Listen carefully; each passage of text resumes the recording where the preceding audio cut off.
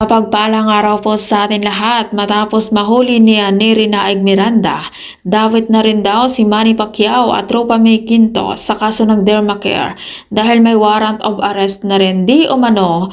Ayon kay OG Diaz, may nagparating ulit sa amin, totoo ba ito ang tanong ni OG Diaz na maging sina Tropa May Quinto at People Champ Manny Pacquiao ay may warrant of arrest na din.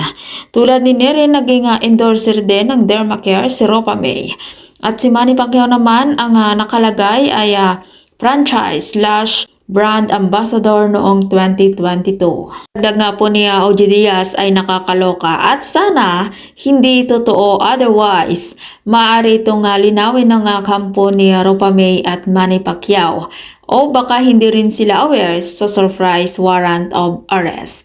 Sana nga po ay makalabas na nga po si Neri Naig dahil kung tutuusin ay wala naman po talaga siyang kasalanan.